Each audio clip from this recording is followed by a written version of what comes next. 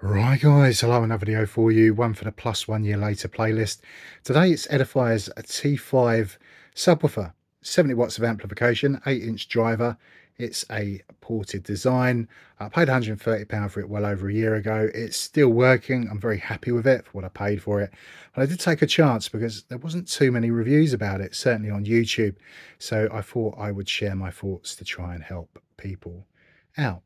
So if you don't know much about speakers, we buy a subwoofer to produce bass. You can see my little L.P.F satellite speakers there. Now they sound quite good for their size, but L.P.F say they go down to 80 hertz. They don't really produce much bass. I wanted a better rounded sound. I needed bass, so I wanted to add a subwoofer, but I didn't want to pay a lot of money and I didn't want anything that was too big because the room isn't particularly big, maybe 3 by 3.5 meters. So here in the UK, even our family room, the sitting room, lounge, living room, whatever you want to call it, they're not particularly big. So something like this, it's not very expensive, it's not very big.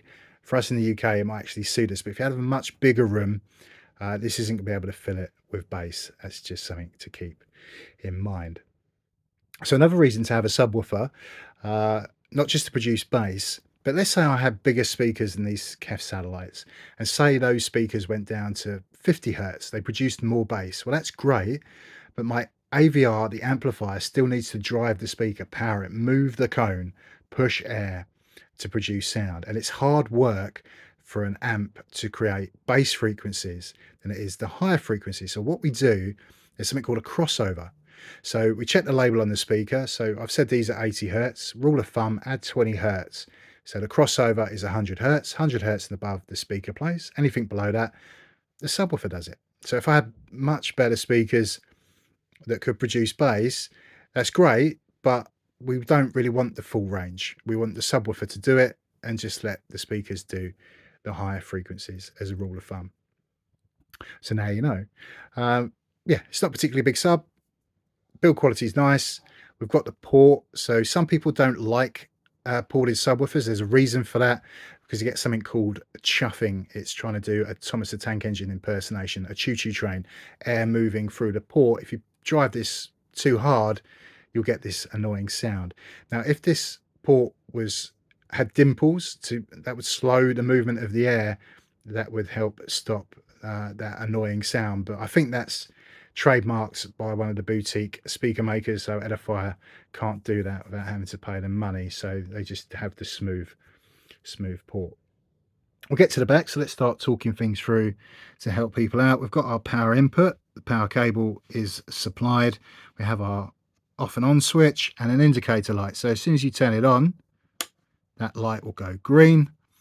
If you don't play anything for a while, it's got an auto standby feature. This light will turn red to tell you that it's inactive. Now, some people have said that they need to turn up the volume of whatever they're watching to uncomfortable levels to get this to wake back up again. I've not found that personally. I don't know why. It might be because my AVR, I've said plus 10 decibel to the sub output. It might be that I'm running both RCA inputs. My AVR can have 2 sub outputs.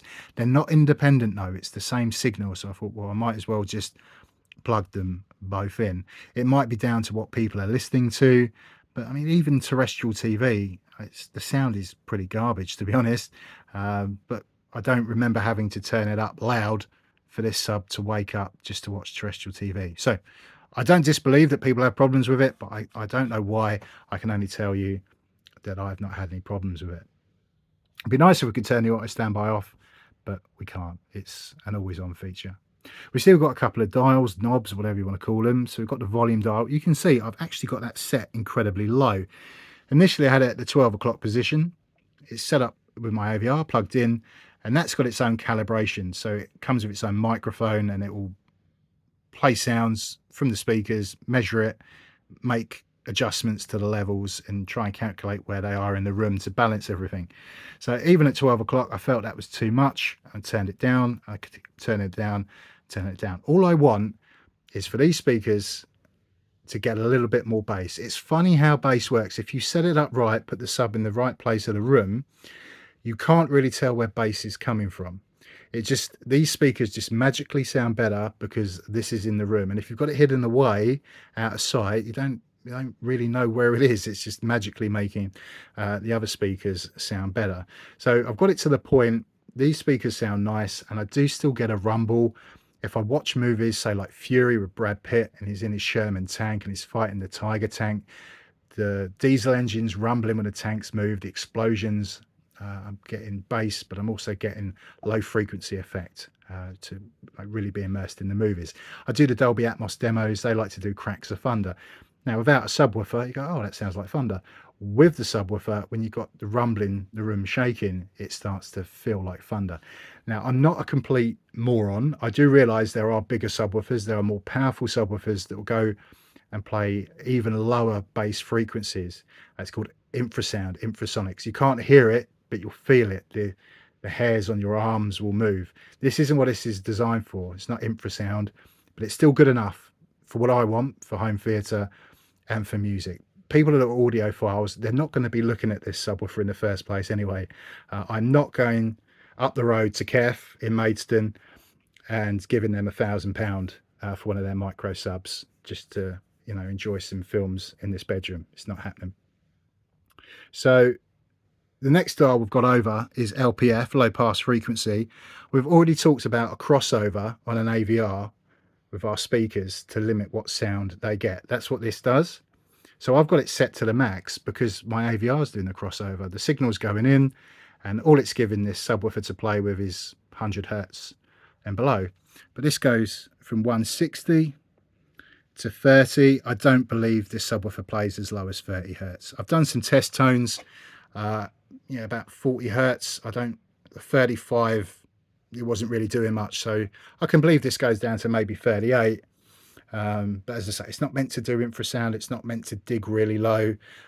Many of you, if you've never owned a subwoofer, even a 50 hertz range, if you've got this loud enough, it's going to shake your house, and you're going to, be blown away by it. As I say, audiophiles, you're just not going to be looking at this subwoofer. The next thing we've got is the phase switch. So we've got 0 and 180. Basically, listen to the sound that you get from the subwoofer, flick the switch, and then listen again, which sounds better, and then just leave it set. Some subwoofers, they do a dial. You get more of an adjustment of the phase. I don't think it actually matters to me because my AVR has auto phase matching. Basically what it means is as that speaker's moving, it's trying to make this speaker cone move the same, all of the speakers matching, moving in the same direction at the same time rather than cancelling each other out. So we've got our signal input. All cables are supplied. We've got a 3.5mm, like a headphone jack on one end, and then the RCA red and white on the other. And you also get another cable, which is RCA to RCA. So it's not the greatest cable in the world, but I hooked it up to my AVR, and it's good enough. It's good enough for me. So we've got our signal output left and right. So you can run the signal in, but then run that signal out to powered speakers. This low pass frequency has no effect. It doesn't change what goes out. What goes in, the same goes out, but we can just adjust the frequencies that the subwoofer responds to. So now you know. So when it comes to speakers, there's quite a lot to look into. There's quite a lot to learn. You might hear people talk about room gain. So depending the dimensions of the room, as the distance, it can change certain frequencies. So things can sound boomier. It all depends on your room. You might hear people talk about the subwoofer crawl. So that's a thing. They'll put the subwoofer where in their main listening position where they're going to sit to watch a movie or listen to music. And then they will crawl around on their hands and knees around the room, listening to the bass, see where it gets best sound for the bass. That's where they want to put the subwoofer. That's the subwoofer crawl. So many of you are going to be limited by that because of the length of the cable. Some of you are going to be sticking this in the corner of a room, putting it up close to a wall. So we've got no, DSP. There's no filters or whatever like L.P.F on theirs. I mean, it's £1,000, but they have all these little switches you can flick if you're putting it in the corner or if you've got it in the apartment to make adjustments. We don't have any of that. You have to do things manually, try and make things sound as best as you can. So the more you can educate yourself about how you set up speakers, the better you make it sound. I don't want to do a sound demo, because it's pointless. It's a test of my microphone. It's a test of your speakers. If you don't have a subwoofer in your setup, you're not going to hear the frequencies this puts out anyway. It's a little bit pointless. The way my room is and the way your room is and where you're going to put the subwoofer is all going to be completely different. You might have more furniture in the room, rugs on the floor, whatever, that's going to absorb sound.